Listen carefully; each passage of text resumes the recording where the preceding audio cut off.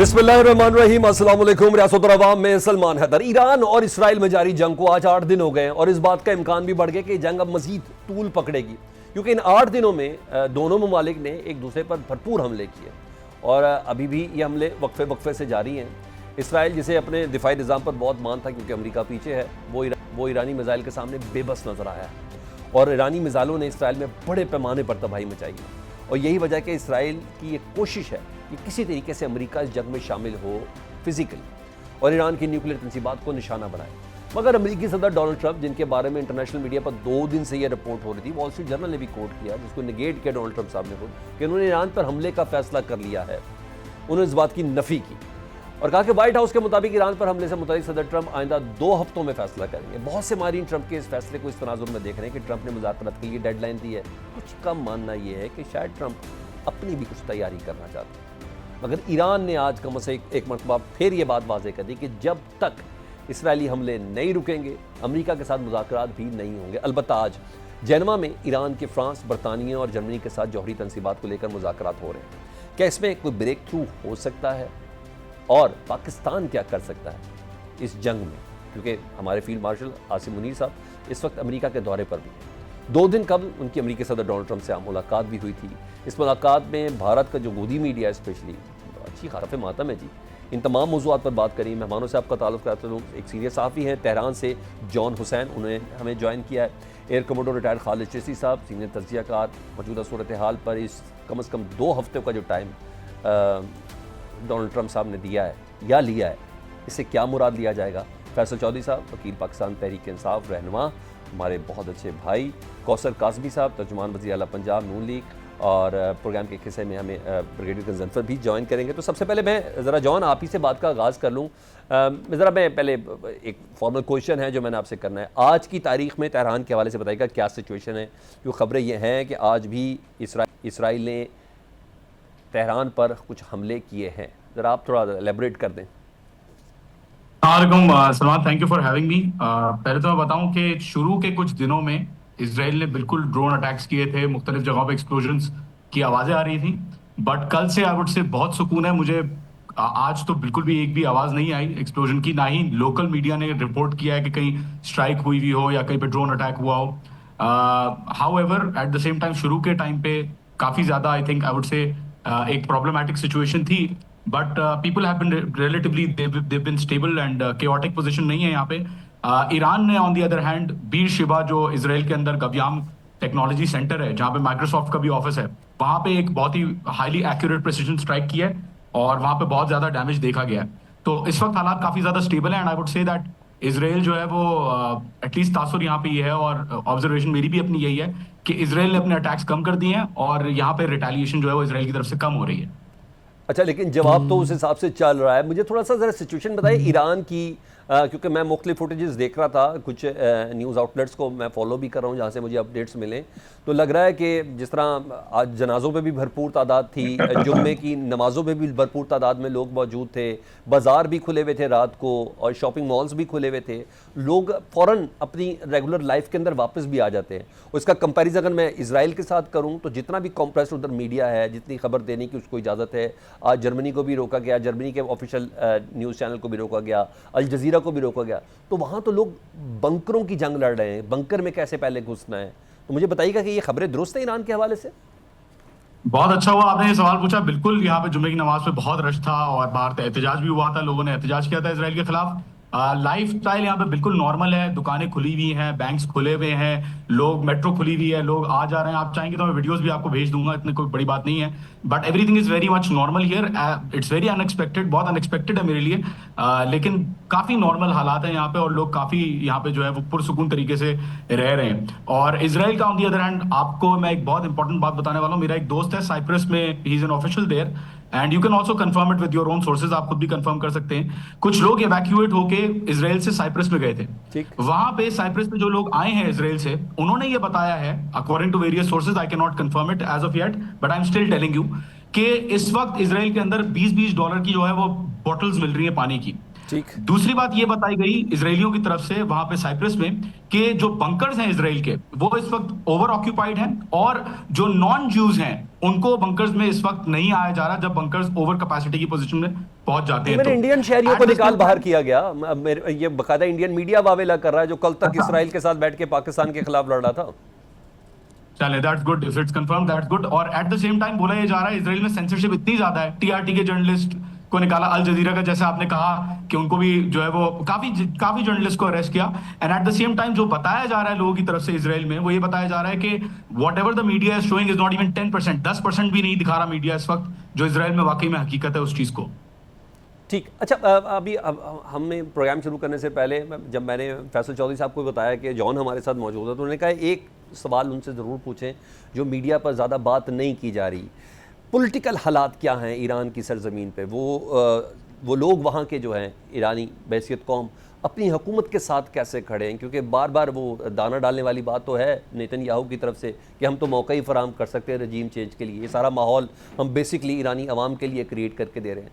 ज़रा बताइएगा, जो माहौल बनाने के दे रहे हैं तो ईरानी उस माहौल के अंदर आ गए हैं जी? देखिए, अभी तक आई वुड से कि अभी तक ईरान में इतनी ज्यादा पॉलिटिकल स्ट्रेंथ इस वक्त गवर्नमेंट के पास जो है, इतनी ज्यादा पॉलिटिकल स्ट्रेंथ कभी भी नहीं थी। इस वक्त लोग जो ऑपोजिशन बेंच पे बैठे हुए थे, जो लोग अगेंस्ट थे गवर्नमेंट के, जो चंद लोग थे, वो भी गवर्नमेंट की सपोर्ट में बाहर आ गए हैं, क्योंकि it's a collective narrative from the people. Videos आपने आई एम श्योर देखी भी होंगी कि लिबरल्स, मॉडर्न, सेक्युलर लोग वहां पे यहाँ पे ईरान में जो है वो खुल के इजराइल के खिलाफ जो है वो इजहार राय कर रहे हैं। और एट द सेम टाइम जितने भी एकेडमिक्स, स्कॉलर्स, पॉलिटिकल पार्टीज जो यहाँ पे हैं, वो सब जो है वो इस वक्त इजराइल के खिलाफ यूनाइटेड फ्रंट पे खड़े हुए with the government.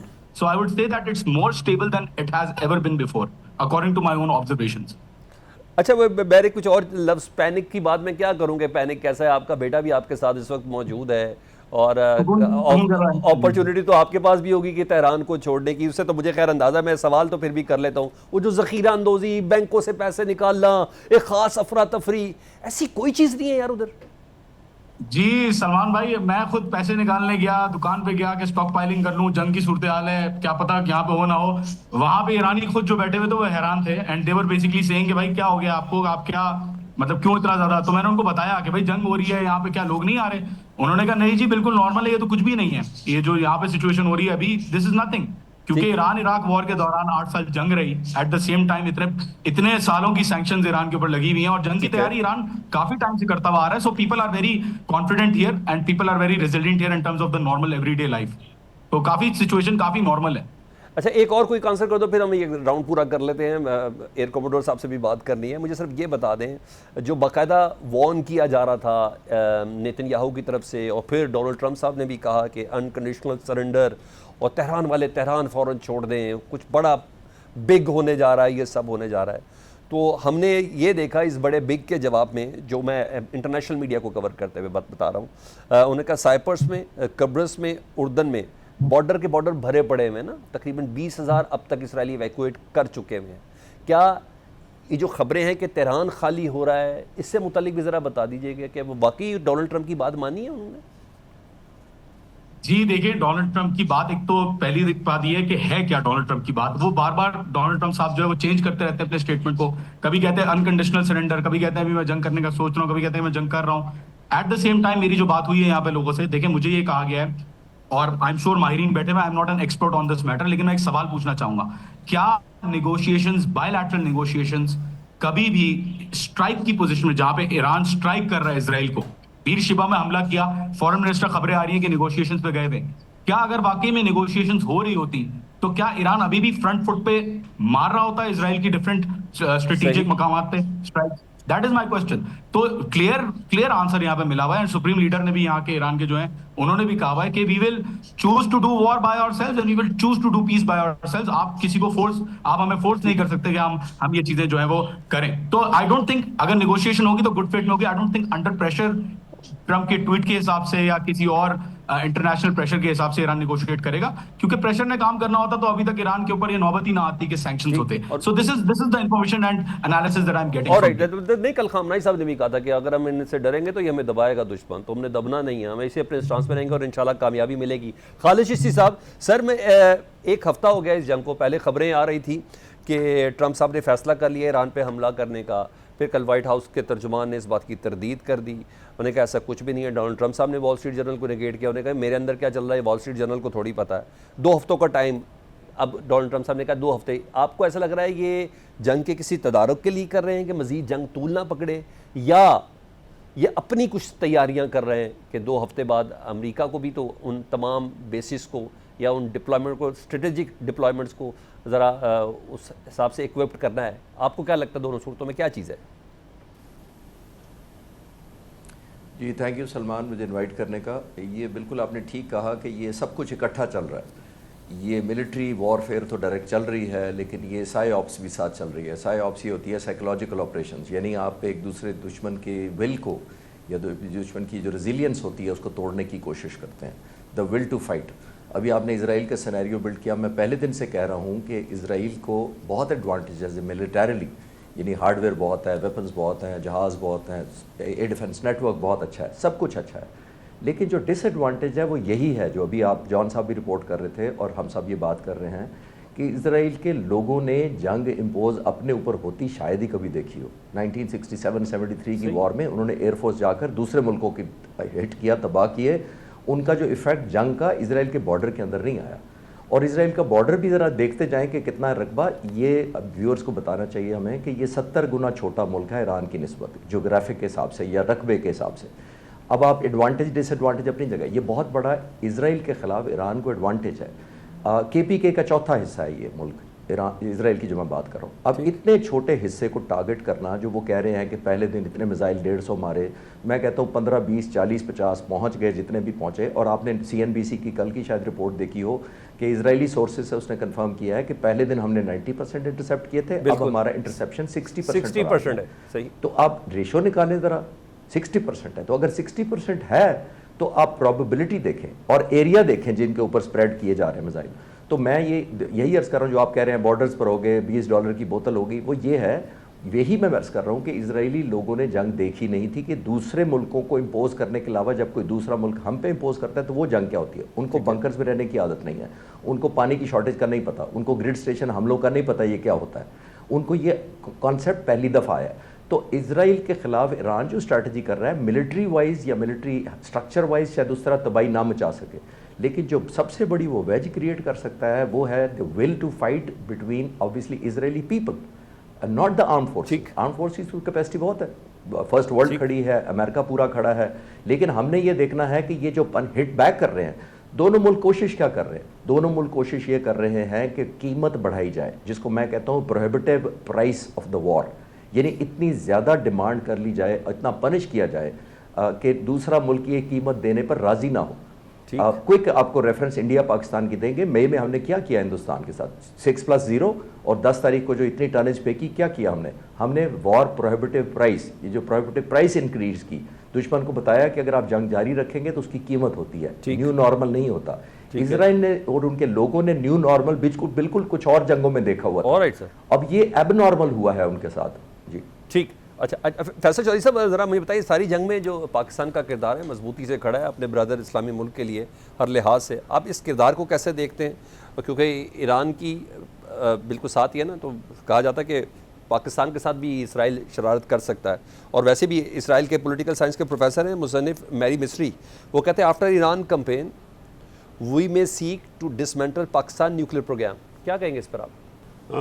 Thank you Salman. गुज़र ये है कि डेफिनेटली पाकिस्तान का बतौर रियासत जो स्टांस है ईरानी अवाम के साथ खड़ा होने में, इसराइल एग्रेसर है और एक हेजेमनी कायम करना चाह रहे हैं मिडिल ईस्ट में। पाकिस्तान की पॉलिसी वही है और जो 1947 में जिन्ना साहब की पॉलिसी थी, हम फ़लस्तीन को जो है वो ज़ेर तसल्लुत इलाका नहीं तस्लीम करते, हम इसराइल को तस्लीम नहीं करते हैं बतौर रियासत, और हम उसके ख़िलाफ़ खड़े थे, खड़े हैं और खड़े रहेंगे, क्योंकि जो ऑपरेसर्स हैं, जिस तरह से गज़ा में उन्होंने किया, जिस तरह से फ़लस्तीन में और फिर ईरान पे अनप्रोवोक्ड उन्होंने अटैक किया है, जब उनकी अमेरिकन इंटेलिजेंस जो है वो ख़ुद कह रहे हैं कि ईरान का न्यूक्लियर प्रोग्राम जो है वो अभी एफिशिएंट नहीं है, तो उसके बावजूद ये जो हर्जा सराई है ये 92 से नेतन्याहू कर रहे हैं कि ये कोई नई बात तो वो कर नहीं रहा।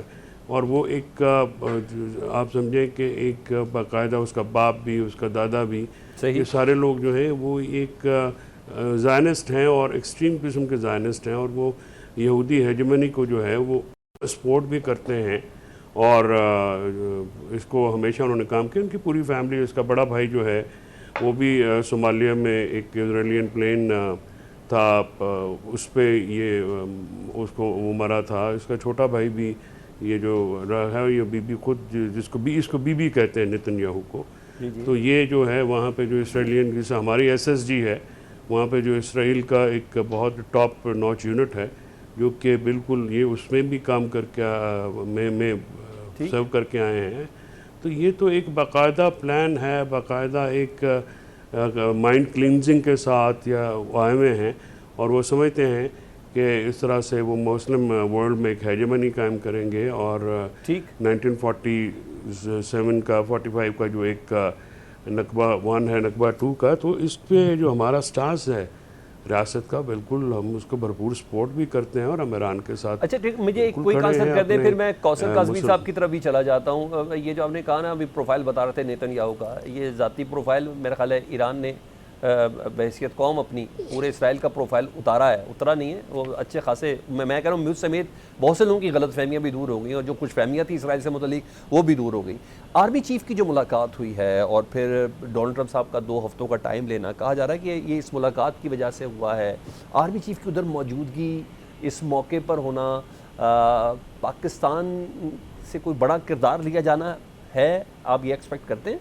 देखिए, जिन हालात में ये मुलाकात हुई है, ज़ाहिर है, और उस पर प्रेसिडेंट ट्रंप ने बहुत लिमिटेड बात की है, हमारी तरफ से भी अभी उस पर कोई बात नहीं हुई है, और ये बहुत ही एक एक्सक्लूसिव गैदरिंग थी, जिसमें हमारी तरफ से DJI जो कि NSA के हेड भी हैं, नेशनल सिक्योरिटी एडवाइज़र भी हैं, आर्मी चीफ थे, और प्रेसिडेंट ट्रंप और उनकी जो टीम है वो भी 3 बंदे थे। तो ये वहाँ पे ईरान इसराइल जो कॉन्फ्लिक्ट है, ये तो डेफिनेटली डिस्कस हुआ होगा, और ये नहीं हो सकता कि आप रीजनल जब आर्मी चीफ मिलेंगे और वहाँ के जो सिक्योरिटी एडवाइज़र मिलेंगे, तो डेफिनेटली सिक्योरिटी सिचुएशन तो उसमें आएगी। लेकिन ये है कि ज़ाहिर है इस पर स्पेकुलेटिव होना मुनासिब बात नहीं है। वी मस्ट वेट कि जब आर्मी चीफ दौरा ख़त्म करते हैं, वो वापस आते हैं, whether he would like to say something on it, वो क्या कहते हैं, उसके मुताबिक फिर आप बात कर सकते हैं। लेकिन ट्रेड और ईरान जो है, ये 2 चीज़ें जो हैं, ये मैं एक्सपेक्ट कर रहा हूँ, क्योंकि जो ट्रंप का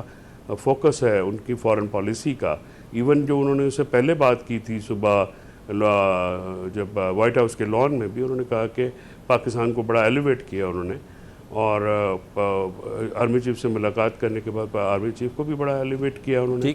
और एक उन्होंने जो एंटी तो ये एक मैं समझता हूँ कि पाकिस्तान की रियासत के लिए तो खुशाइन बात है। ऑब्वियसली जितने हमारे जो नॉर्मलाइज होंगे, we will be able to play our role in international affairs. Okay, अच्छा कौसर काज़मी साहब, आप बताइए, 1 हफ्ता हो गया इस जंग को, अगर ये जंग तूल पकड़ती है, असरात पाकिस्तान पर तो डेफिनेटली इसके होंगे, अगर वो आबनाए हरमुज़ के ही हवाले से।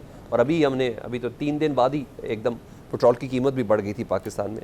तो आप क्या समझते हैं मशरिक़ वस्ता की इस कशीदगी के पाकिस्तान पर मज़ीद क्या असरात मुरतब हो सकते हैं? पाकिस्तान का क्या किरदार हो सकता है इस पर? बिस्मिल्लाहिर्रहमानिर्रहीम, रब्बि सल्ली अला मुहम्मद व आले मुहम्मद। सलमान, अगर आप देखें कि कुछ दिन पहले जो नेतन्याहू है, उसने क्या कहा कि ये जंग जो है वो शेड्यूल के मुताबिक जारी है। मतलब एक तयशुदा मंसूबा था जिस पे अभी अमल दरामद हो रहा है। जिस तरह फैसल ने भी कहा कि इनके अगर बाकी खानदान के अफराद को देखें, अगर ग्रेटर जो इजराइल का मंसूबा है वो आपके सामने है, तो उसी पे अमल दरामद करते हुए ये नजर आते हैं। यानी कि ईरान जो है वो 2 दिन बाद जो मज़ाकरात हो रहे थे एटॉमिक के हवाले से, उनकी जो वहाँ पे एक सिलसिला जारी था मज़ाकरात का, उसको सबटाज किया इजराइल ने हमला करके ईरान के ऊपर। अब ये है जो जारियत है उसका जवाब आगे से ईरान ने दिया।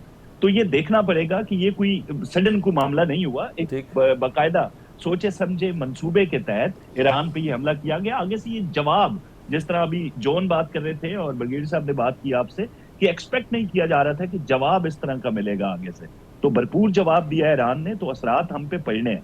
अभी एक बरतानवी जरीदे ने खबर दी है हमारे फील्ड मार्शल की सदर ट्रंप के साथ मुलाकात के हवाले से, उसको आप देख लें कि मुसद्दका है आपके लिए या नहीं, लेकिन एक जयद एक जरीदा है बरतानिया का, उसके मुताबिक जब ये बात हुई ईरान इजराइल वार के ऊपर, तो फील्ड मार्शल का ये कहना था कि जो अस्करियत पसंद तंजीमें हैं हमारी तरफ और ईरान की तरफ, अगर वहां पे कोई रिजीम चेंज का मामला होता है तो उसके बराह रास्त असरात पाकिस्तान पे बल्कि पूरी दुनिया पे उनका असर हो सकता है। तो इस हवाले से अगर ये रिपोर्ट सामने रखी जाए तो यकीनन ये बड़ा अहम मामला था और इस पे बात हुई होगी और होनी भी चाहिए, क्योंकि इसके असरात तो हम पे हैं। जिस तरीके से एक यूनिवर्सिटी के किसी प्रोफेसर का आपने हवाला दिया, उसने भी खुल के ये बोला कि भाई अगला टारगेट हमारा पाकिस्तान है। तो ये आज का मामला तो नहीं है। वाहिद जो उम्मत है मुसलमान की एक एटमी पावर है पाकिस्तान, तो हम कांटे की तरह, चाहे इजराइल हो, बाकी दुश्मन जो है उनकी आंखों में चुभते तो हैं, तो हमारा वो ये जो ताकत है उनसे हजम तो होती नहीं है। तो इस हवाले से ये जो जंग है इसके असरात डेफिनेटली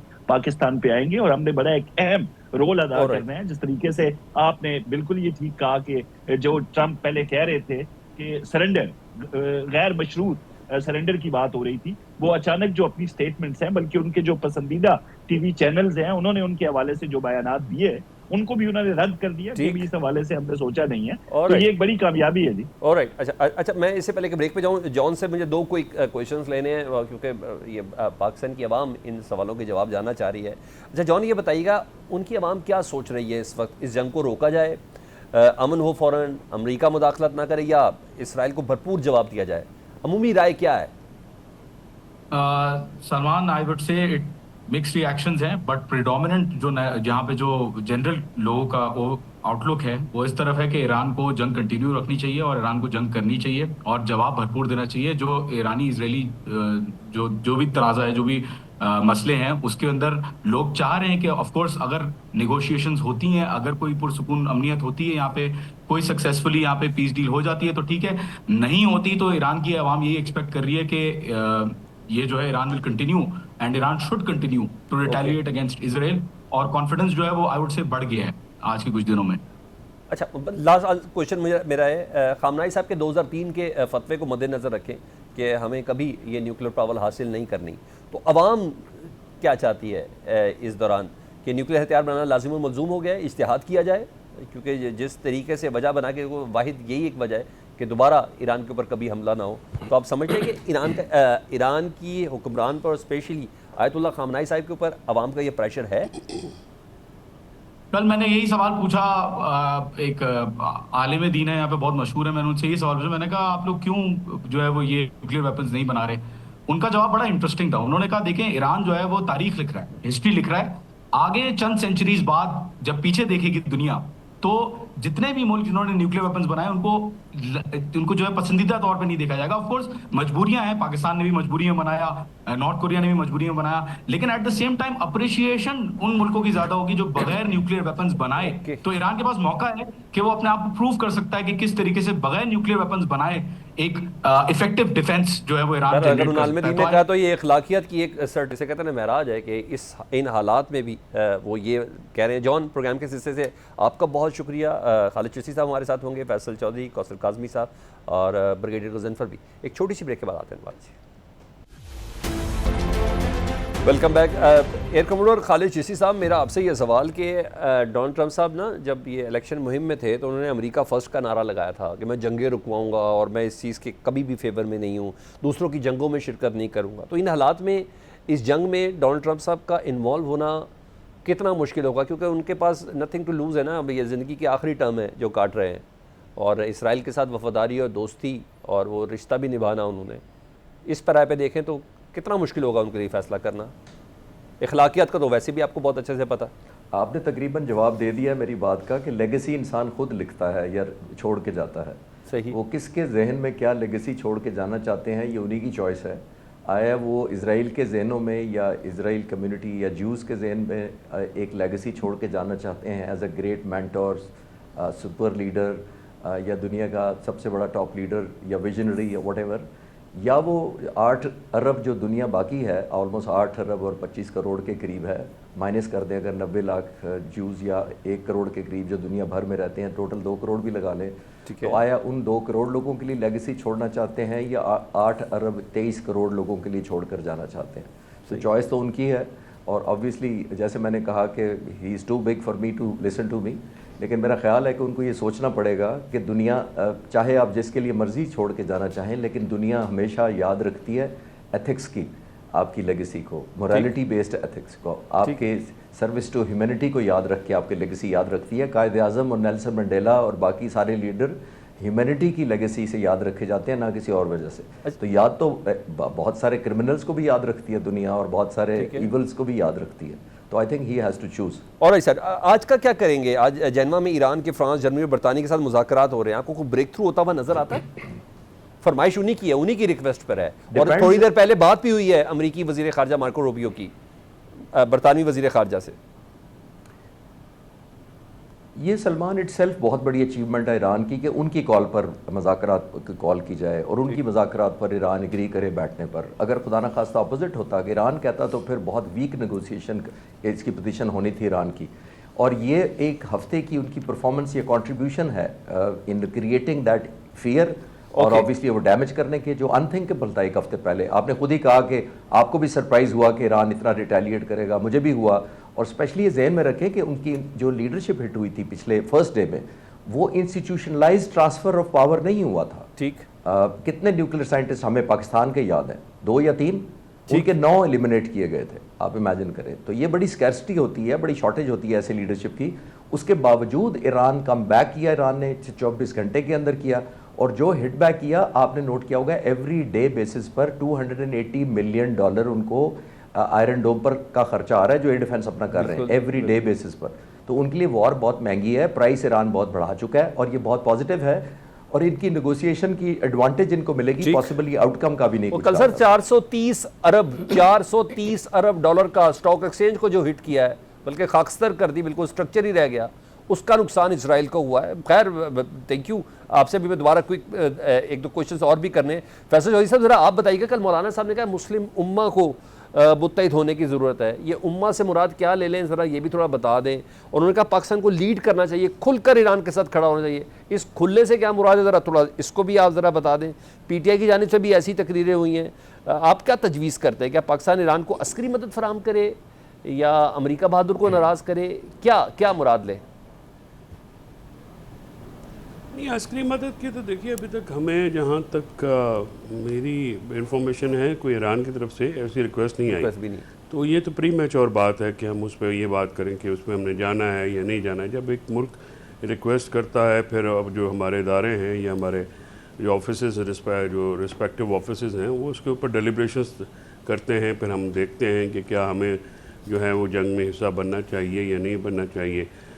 हम बिल्कुल ईरान के साथ पॉलिटिकली अखलाकी तौर पे बिल्कुल साथ हैं उनके, और हम उनके सपोर्ट करते हैं। मेरा ख्याल में इसमें तो किसी किस्म की कोई जो है वो ढकी छुपी बात नहीं है। बाकी ये है कि पाकिस्तान को एज ए स्टेट, जो मेरी ओपिनियन में, तो अपना एक बैलेंसिंग एक्ट जो है वो रखना है।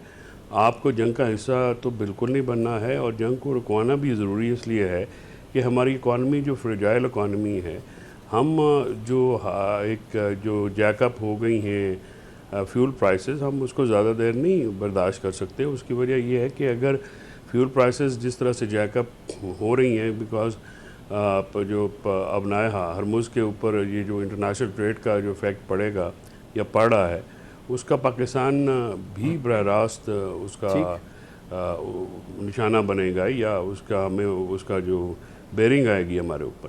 तो हमें इस पर बड़ा ही एक मुहतात तरीके से जो है मामलात करने हैं। देखिए, ईरान को तो अगर ये ड्यूरिंग द वॉर, अभी उनके पार्लियामेंट में पाकिस्तान का बड़ा तशक्कुर किया गया है, शुक्रिया अदा किया गया है, उनकी लीडरशिप जो है रोज़ाना एक्नॉलेज कर रही है। तो मेरा नहीं ख्याल कि इस सारी सूरत हाल में पाकिस्तान का कोई रोल कम है। हाँ, हम ये ज़रूर है कि हमें वॉर में पार्टनर नहीं बनना है, बिकॉज वॉर में पार्टनर बनने से हमारा अपना नुकसान होता है। हम एक जंग अभी इंडिया के साथ लड़के फारग हुए हैं, जिसमें हमें फ़तह नसीब हुई है, अल्लाह ताला ने हमें बड़ी इज़्ज़त से नवाजा है। ये जो जंग है, इसको रिज़ॉल्व कराने में पाकिस्तान का हिस्सा होना चाहिए, क्योंकि पहले देखिए, जो लास्ट सेंटेंस में अर्ज़ करूँ कि जो फील्ड मार्शल को वाइट हाउस में बुलाया गया, वो भी इसलिए बुलाया गया ट्रंप की तरफ से कि जी वो कह रहे हैं कि हमने उनको ऑनर किया बिकॉज उन्होंने उस वॉर को एस्केलेट नहीं किया, और उन्होंने एक जिम्मेदारी का मुजाहरा किया, एक रिस्पॉन्सिबल न्यूक्लियर स्टेट के हेड आर्मी के जो हेड हैं उनका जो एक्सपेक्टेड बिहेवियर था या एक्सपेक्टेड था उनसे वो किया, अनलाइक इंडिया जिन्होंने वॉर मॉन्गरिंग की, जिंगोज़म किया और अंडर एस्टिमेट किया। और जब हमने डिफेंस से एफेंस के ऊपर अपनी स्ट्रेटजी लेके गए हैं तो पूरी नेशन भी यूनाइटेड थी फौज के पीछे और फौज को ऑलराइट फैसल चौधरी साहब, मैं पाकिस्तान को कामयाबी दी है, पाकिस्तान ओके ओके ओके मैं इस वक्त कौसर काज़मी साहब, मैं इससे पहले कि आपसे सवाल करूं, ब्रिगेडियर गजनफर साहब ने मुझे ज्वाइन किया हुआ है मुझसे, तो फिर मैं आपसे भी बात कर लेता हूं। ब्रिगेडियर गजनफर साहब, हम बात हो रही है ईरान इसराइल के पैराए पे 2 हफ्तों का टाइम डोनाल्ड ट्रंप साहब ने दिया है या डोनाल्ड ट्रंप साहब ने लिया है? आप ज़रा बताइएगा इसको किस पैराए में लेंगे, नेगोशिएशन की किसी पॉजिटिविटी के सिलसिले में लेंगे या अमेरिका की अपनी तैयारियों के सिलसिले में लेंगे? जी ब्रिगेडियर गजनफर साहब। जी बहुत बहुत शुक्रिया। बिस्मिल्लाहिर्रहमानिर्रहीम। अभी तक जो आपने सिचुएशन डेवलप होते देखी है और कल की जो खबरें थी या कल बहुत सारी वेबसाइट्स ऐसी थी जो उन्होंने बहुत अमेरिकन के ट्रांसपोर्ट तैयारे और उसके साथ अमेरिकन बिल्डअप जो है और जो ब्रिटिश बिल्डअप है उसके साथ से बहुत सारी खबरें जो वो रिलीज़ की हैं। उसके साथ साथ आपने देखा कि जो ईरान ने जिस तरह रिस्पांस किया और आज भी उन्होंने कोई खबर आ रही है कि कोई 100 के करीब सुपरसोनिक बैलिस्टिक मिसाइल्स फायर किए हैं और जो तेल अवीव के अंदर से या इजराइल के अंदर से खबरें आ रही हैं वो इतनी कोई हौसला अफजा इजराइलियों के लिए नहीं है या अमेरिकन के लिए भी नहीं है, क्योंकि वेस्टर्न मीडिया तो बहुत सारी खबरों को दबा रहा है, लेकिन जो इंडिपेंडेंट एनालिसिस पे लोग कहते हैं वो ये कह रहे बहुत तबाही हो रही है। साफ इजराइल जो रिस्पॉन्ड भी कर रहा है। अभी इस तमाम सिचुएशन को जो आपने ट्रंप का बिहेवियर पहले दिन से या उनकी स्टेटमेंट जो देखी, जिसमें पहले उन्होंने कहा मुझे नहीं पता था, फिर उन्होंने कहा मुझे पता था, इससे बड़ी बड़ी चीज़ें आनी हैं, फिर उन्होंने कहा जी हमारे ऊपर हमला करेंगे तो हम शामिल होंगे, फिर उन्होंने कहा कि हम इजराइल के ख़िलाफ़ अटैक करेंगे। तुलसी गबार्ड का इंटरव्यू उन्होंने कहा कि ईरान के पास तो न्यूक्लियर वेपन ही नहीं है। तो उनका जो स्टांस है इस वॉर के बारे में वो तकरीबन आवर्स या डेली बेसिस पे तब्दील होता है। ठीक है। अभी चूँकि तमाम चीज़ें ऐसी नहज पे पहुँची हैं जहाँ पे जो चीज़ दुनिया एक्सपेक्ट नहीं कर रही थी, अमेरिकन एक्सपेक्ट नहीं कर रहे थे, वेस्टर्न कंट्री एक्सपेक्ट नहीं कर रहे थे, उससे ज़्यादा तबाही आपको इजराइल में होती नज़र आ रही है। इसीलिए आज फ्रेंच प्रेसिडेंट का भी बयान आया है कि हम इजराइल के साथ जंग में शामिल होंगे या हम इजराइल के साथ जंग में खड़े हुए हैं। तो ये जो 2 हफ्ते की जो आप एनालिसिस दे रहे हैं या 2 हफ्ते का जो आप टाइम, इसमें कहा तो यह जा सकता है कि ट्रंप ने 2 हफ्ते का टाइम लिया है और उसको 2 हफ्ते के टाइम के अंदर ईरान जो है उसने उसको 2 हफ्ते का टाइम दिया कि तुम सोच लो, क्योंकि इसके जो इम्पैक्ट होंगे वो बहुत कैटास्ट्रॉफिक होंगे। और उसके साथ साथ सिर्फ उस 2 हफ्ते के अंदर ब्रिगेडियर साहब ये भी तो कहा जा सकता है, ये भी तो कहा जा सकता है, बाकी जो ओके ये भी तो कहा जा सकता है कि डोनाल्ड ट्रंप साहब ने इस 2 हफ्ते के टाइम में कुछ वजह भी तो तलाश नहीं है ईरान पे हमले की, ये भी तो कहा जा सकता है, क्योंकि IAEA के सरबराह ने तो कह दिया कि अफजूदगी के उस मेयार पर था ही नहीं कि ईरान कभी एटम बम बना सकता, जिसको ईरान ने कहा कि अब जाके ये बात बोल रहे हो, जब इसराइल ने एक वजह तराशी इसको और हमारे मुल्क के ऊपर हमला किया, तो कोई बड़ी वजह भी नहीं इस जंग के अंदर। डोनाल्ड ट्रंप ने जारी बात अपनी आवाम को जवाब तो दे। देखिए डोनाल्ड ट्रंप को ये पता है कि इजराइल ईरान पे हमला करने की वजह जो इजराइल ने फ्रेम की थी वो न्यूक्लियर एसेट्स को टारगेट करना नहीं था, वो जो कुछ इराक और शाम के अंदर हुआ है उनका मकसद उस चीज़ को फैसिलिटेट करना था और उस चीज़ के तहत आपने एक अपना प्लाइंट रेजीम लेके आना था, जिसका थीसिस इस चीज़ पे बेस किया गया था कि जब हमला करेंगे तो ईरानी अवाम, वो लोग जो मसैद के कॉन्ट्रैक्ट में इंटरनल कोलैबोरेटर्स रहे हैं, जो नेटवर्क उन्होंने क्रिएट किया था, वो उनको ये रिपोर्ट कर रहा था कि ईरान के अवाम या ईरान के सेक्शन ऑफ पीपल जो है they will stand against the Iranian government. That did not happen. So सारे का सारे थीसिस का बेड़ा गर्क हो गया। बिल्कुल। अब इसके अलावा नेतन्याहू या इसके अलावा जो ट्रंप साहब क्या रीजन तलाश करेंगे, इसके अंदर कोई नया एविडेंस नहीं आना, ठीक यही थीसिस है। इसमें सिर्फ एक जो चीज है वो आपको जहन में रखनी होगी और दुनिया को, वो ये है कि ट्रंप कहेगा कि अब उसमें एक फॉल्स फ्लैग ऑपरेशन भी हो सकता हो सकता है। बिल्कुल मैं बिल्कुल इसी तरफ ही सोच रहा था, वजह तलाश करने के लिए अपना कोई नुकसान कुछ चंद अमरीकी शहरियों को निशाना बनाया जा सकता है। मेरे साहब मैं आता हूँ दोबारा आपके पास, कोशिश होगी। कौसर काज़मी साहब, ज़रा हम बात थोड़ा पॉलिटिकल पैराए पे ही कर रहे थे, पाकिस्तान की इमदाद के सिलसिले में कर रहे थे कि अगर ईरान से बिलफर्ज ईरान ने पाकिस्तान से मदद मांग ली, जिस तरीके से ईरानी पार्लियामेंट में पाकिस्तान का शुक्रिया अदा किया और ख़ुद सदर मंजूर पज़ेश्कियान साहब खुद शुक्रिया अदा करके वो नारे लगवा रहे थे, तो अगर वो हमसे अस्करी मदद मांग लेता है तो आप फिर बताइए कि पाकिस्तान का मुमकिन फैसला क्या हो सकता है? देखें सलमान, अभी जब ये जंग जारी है इजराइल और ईरान की, तो अभी से इंडिया के अंदर जो रॉ ऑपरेटेड अकाउंट्स हैं वहां से इस तरह की मालूमात आई कि पाकिस्तान हर लिहाज से अस्करी सिफारती सतह पे तो हम बिल्कुल खुलेआम हिमायत कर रहे हैं ईरान की और बिल्कुल करते रहेंगे, उसमें कोई लग्जश नहीं आएगी हमारे उस मौक़िफ़ में। लेकिन जो जहां तक अस्करियत की बात है भाई, अस्करी जो इमदाद है, चाहे हमारा न्यूक्लियर हमारे असासे है, हमारी एयरफोर्स है, हमारी बरी या बैरी अफवाज है, वो सिर्फ पाकिस्तान के लिए है। ये नहीं हो सकता कि हम किसी और जंग में अमली तौर पर इस तरीके से शरीक हो जाए जो हमारे लिए बाद में मुश्किलात का सबब बने, जो कि माजी में हम देखते रहे हैं। अभी ईरान की जहां तक सिफारती मदद है उससे पाकिस्तान पीछे नहीं हट रहा, और यही बात जिस तरह मैंने आपको पहले कहा कि बरतानवी जरीदा रिपोर्ट कर रहे हैं कि वहां पे किस किस्म की गुफ्तगू हुई फील्ड मार्शल की ट्रंप के साथ, तो बिल्कुल वाज़ेह है कि अगर आप रिजीम चेंज की तरफ जाते हैं तो वहां पे क्या हालात होंगे। जो अस्करियत पसंद तंजीमें वहां पे और हमारे यहाँ हैं वो उसका फायदा उठा सकती हैं। अब जनीवा के अंदर जो वज़राए खारजा की बात हो रही है ईरानियन वजीर खारजा से, तो आप क्या समझते हैं कि ये बिल्कुल एक ट्रंप को मैसेज गया है कि हम जो अपने मफादात हैं उनको हम तरजीह देंगे, हम इस जंग का इसलिए ऐसा नहीं बनना चाहते कि तेहरान का एक बरास्ता रोड जो सड़क है वो यूरोप से मुंसलिक है। अच्छा कौसर, मुझे एक और सवाल का जवाब चाहिए आपसे प्लीज। कौसर, मुझे एक सवाल का जवाब चाहिए, फिर मैं क्लोजिंग की जानिब बढ़ूंगा। आप एक बड़ी जिम्मेदार पोजीशन पे हैं हुकूमत की।